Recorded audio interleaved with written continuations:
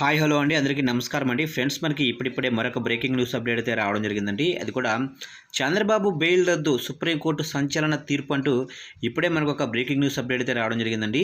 అయితే ఇందుకు సంబంధించిన పూర్తి వివరాలు అయితే మన వీడియోలో తెలుసుకుందామండి. వీడియో ఎక్కడ స్కిప్ చేయకుండా చూడండి ఫ్రెండ్స్, అప్పుడే మనకు పూర్తి సమాచారం అయితే తెలుస్తుంది. ఇక లేట్ చేయకుండా వివరాల్లోకి వెళ్ళిపోదాము.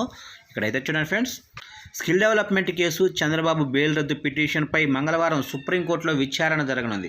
ఇక జస్టిస్ బేలా త్రివేంద్రి, జస్టిస్ పంకజ్ మిట్టల్ ధర్మాసనం విచారణ చేపట్టనుంది. చంద్రబాబు కుటుంబం అధికారులను బెదిరిస్తుందని, వెంటనే బెయిల్ రద్దు చేయాలని గత వాదనల సందర్భంగా ప్రభుత్వం తరపు న్యాయవాదులు కోరారు. దానికి సంబంధించిన వివరాలతో ఇంటర్లొకేటరీ అప్లికేషన్ దాఖలు చేసినట్లు జస్టిస్ బేలా ఎం త్రివేంద్రి, జస్టిస్ పంకజ్ మిట్టల్ ధర్మాసనంకు న్యాయవాదులు తెలిపారు. అయితే ప్రభుత్వం దాఖలు చేసిన ఐఏపై సమాధానం ఇవ్వాలనుకుంటున్నట్లు చంద్రబాబు తరపు న్యాయవాది హరీష్ సాల్వే కోర్టుకు తెలపడంతో తదుపరి విచారణ 3 వారాలకు న్యాయస్థానం వాయిదా వేసింది.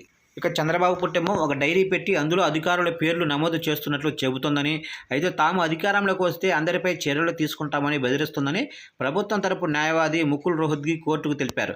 అయితే ఈ పిటిషన్ ప్రధాన ఉద్దేశం ఏమిటని ప్రభుత్వ న్యాయవాదులను జస్టిస్ బేలా త్రివేంద్రి ప్రశ్నించారు. అయితే బెయిల్ రద్దు చేయాలని కోరుతున్నట్లు ముకుల్ రోహత్గి చెప్పారు. స్కిల్ కేసులో బెయిల్ మంజూరు తర్వాత చాలా పరిణామాలు చోటు చేసుకుంటున్నాయని, అయితే నిందితుడి కుటుంబ సభ్యులు అధికారులను, దర్యాప్తు సంస్థను బెదిరిస్తున్నారన్న ముకుల్ రోహత్గి అన్నారు. అయితే వెంటనే బెయిల్ రద్దు చేయడానికి అనేక కారణాలు ఉన్నాయని, తక్షణం విచారణ చేపట్టాలని ముకుల్ రోహత్గి కోరారు. కాగా ప్రభుత్వం లేవనెత్తిన ప్రతి అంశానికి తాము సమాధానం ఇస్తామని చంద్రబాబు తరపు న్యాయవాదులు కోర్టుకు తెలిపారు.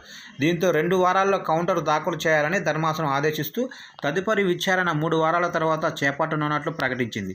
ఇక స్కిల్ డెవలప్మెంట్ కేసులో హైకోర్టు చంద్రబాబుకు ఇచ్చిన బెయిల్ రద్దు చేయాలంటూ సిఐడి దాఖలు చేసిన పిటిషన్పై ఇవాళ మరోసారి సుప్రీంకోర్టు విచారణ జరపనుంది. అయితే చంద్రబాబుకు బెయిల్ మంజూరులో తమ వాదనలు, ఆధారాలను హైకోర్టు పరిగణనలోకి తీసుకోలేదని, ప్రభుత్వ ధనం దుర్వినియోగం అయిందన్న అంశాన్ని కోర్టు పరిగణనలోకి తీసుకోలేదని సిఐడి ప్రధానంగా పిటిషన్లో పేర్కొంది.